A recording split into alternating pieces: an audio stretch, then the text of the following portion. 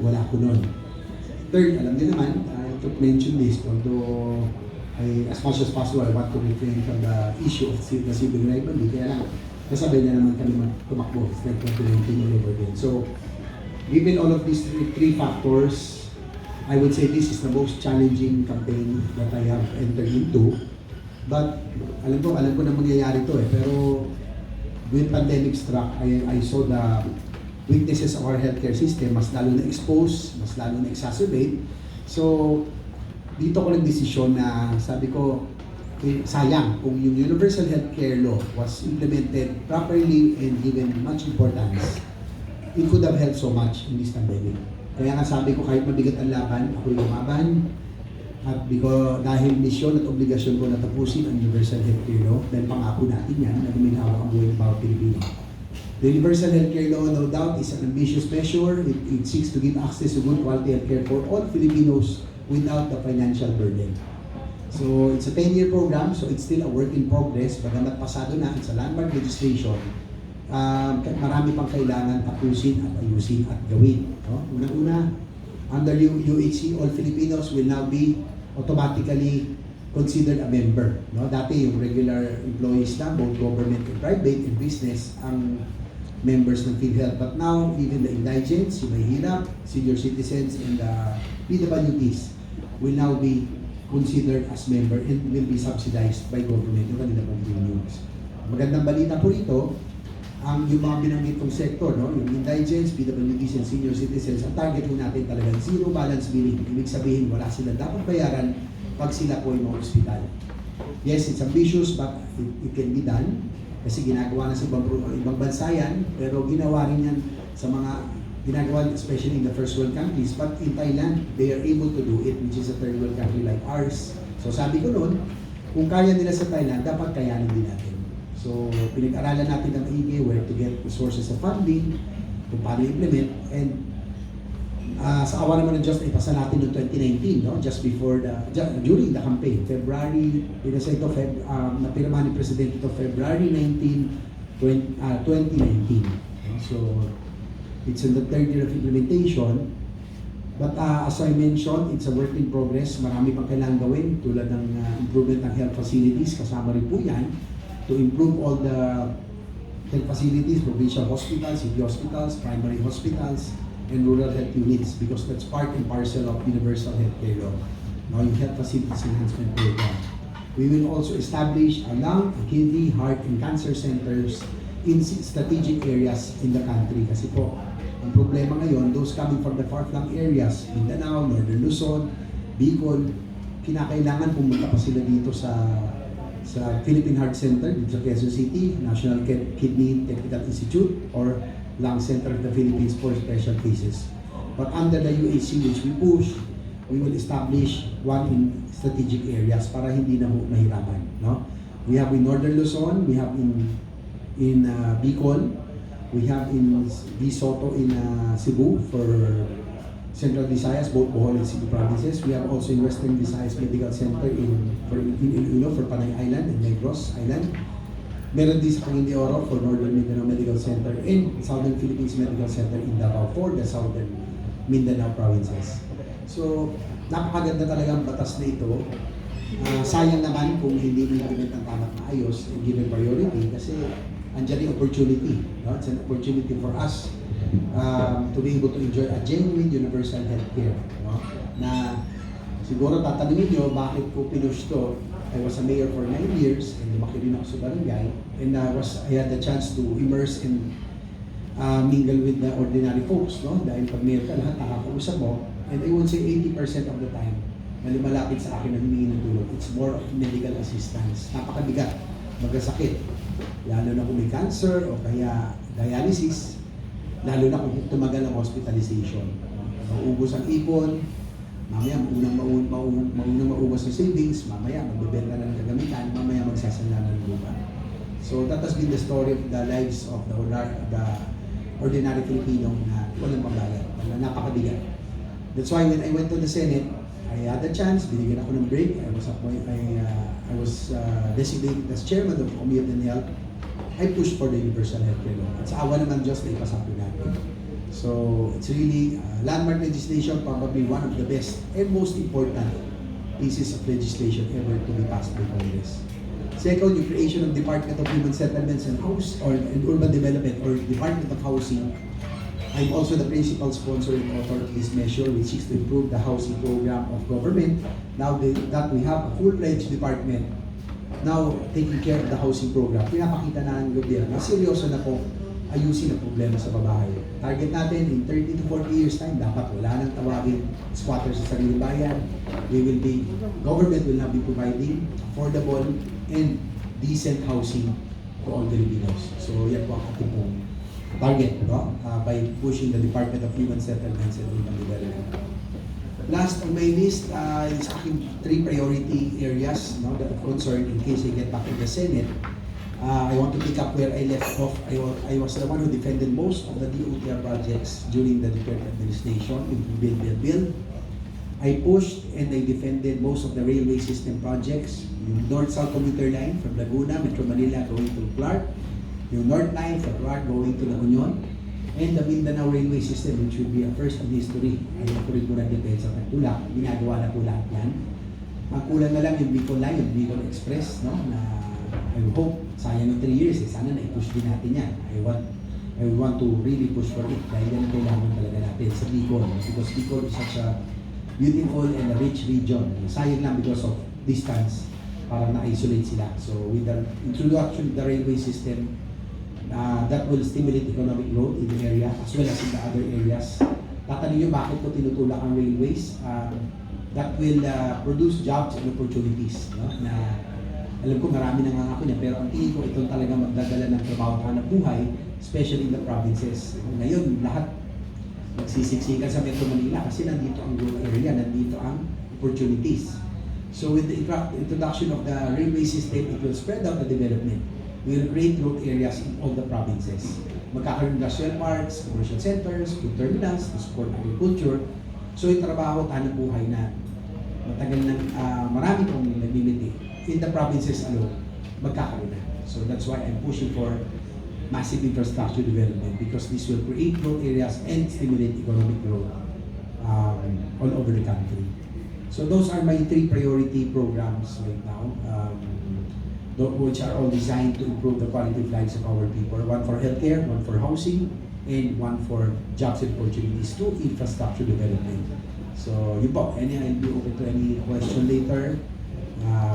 Good afternoon, everybody. Okay. For questions, lapit na lang po sa akin. State your name and your media outlet po. So, first question. Good afternoon, Senator. Compared to your last campaign, ano yung nakita mong changes aside sa is more difficult to campaign now dahil with social distancing, and ano yung mga naging changes sa campaign strategies mo na hindi mo nagawa the last time yung campaign? Well, siguro nangyari noong 2019, I was an incumbent electionist. Kapapasa ko lang ng Universal Healthcare at Department of Human Settlements and Urban Development, 2 landmark legislations. Nakakala ko it will be a breeze, no? Nakakala ko magiging madali kasi 2 landmark ito eh, no? Kaya lang, it was passed during the campaign season already, kumbaga hindi na na-disseminate siguro, hindi alam ng tao pa kung ano yung dalawang yun. Pangalawa, I was also part of the hukbong ng pagbabago, yung grupo ni Mayor Inday Sara, na kasama pa yung kapatid ko.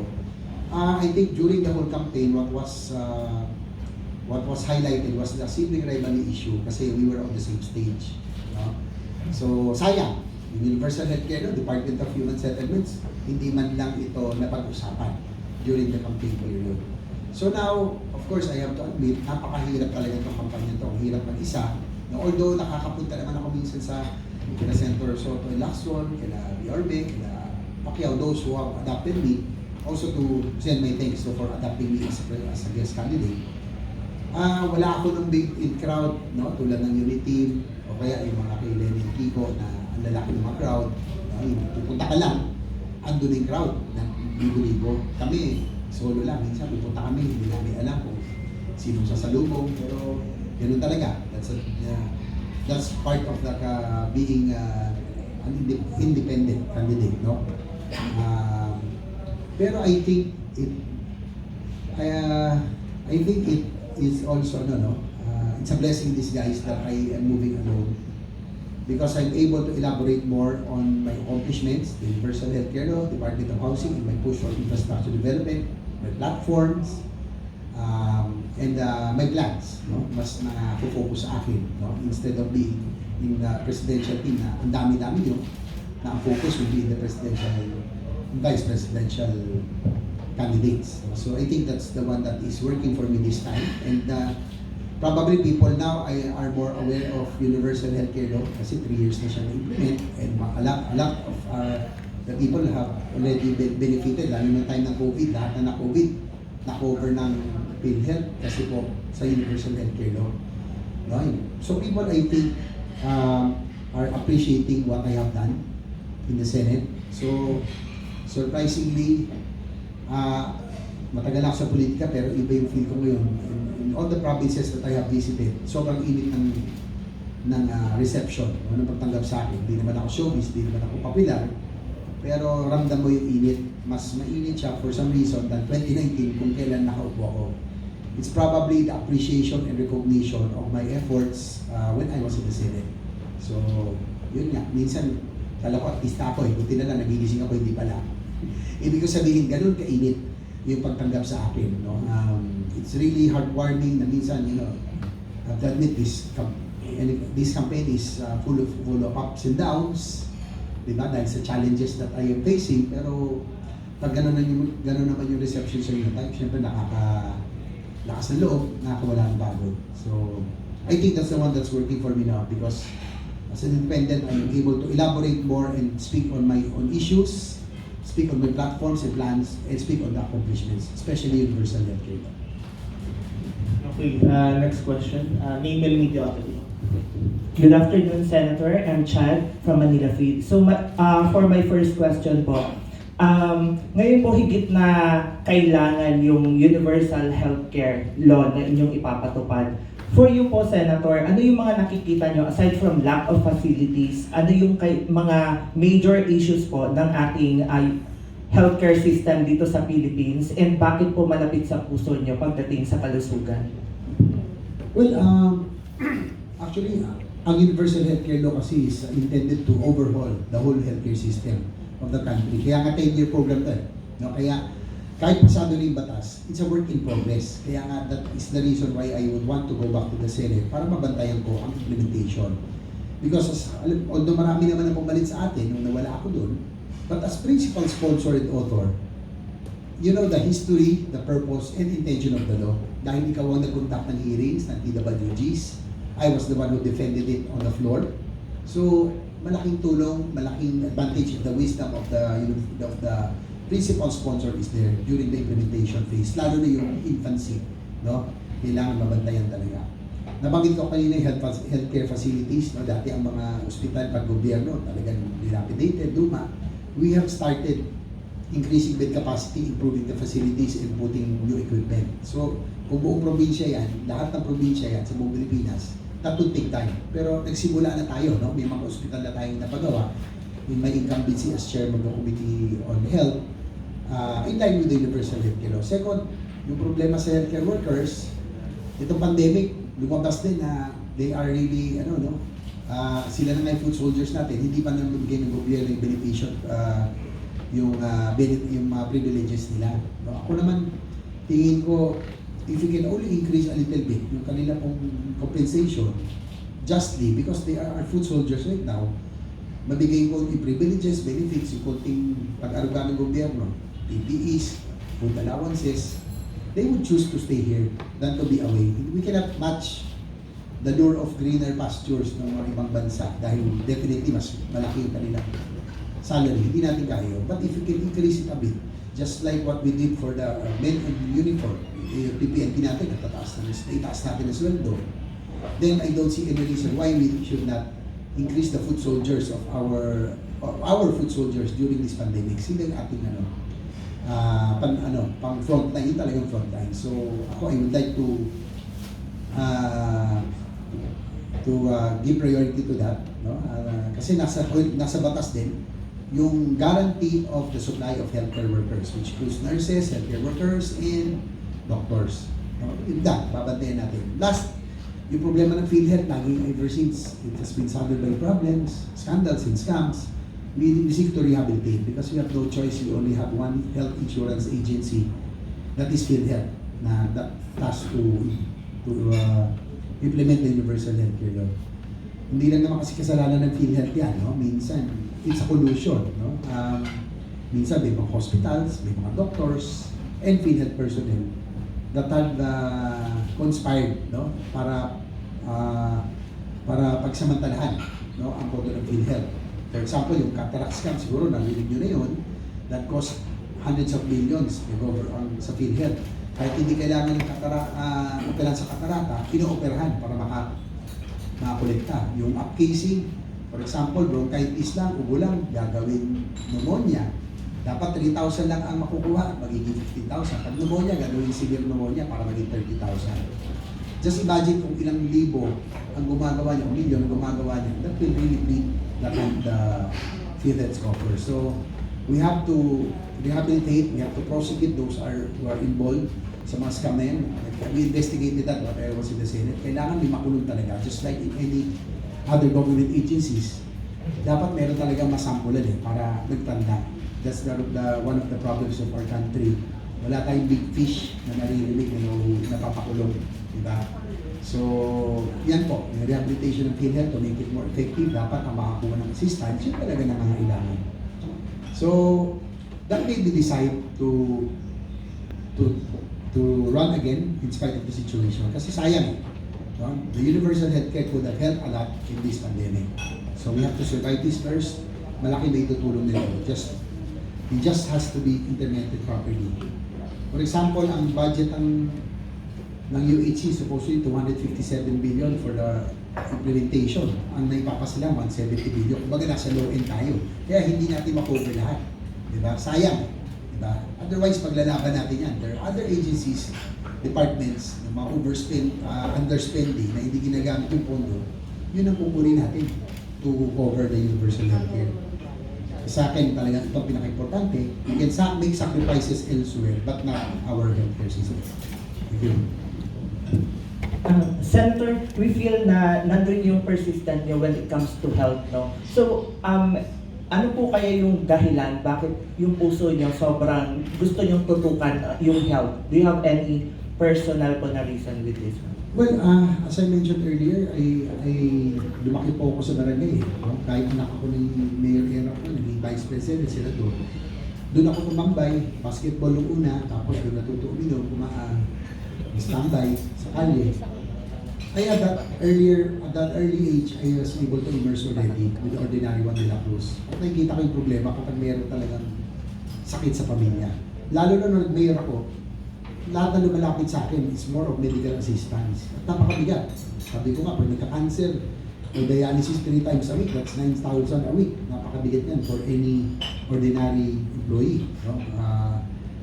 Kaya, mamaya, sabi ko nga, nauubos ang savings, unang-una, nauubos ka agad, nagbebenta ng gamit, nagsasama ng lupa.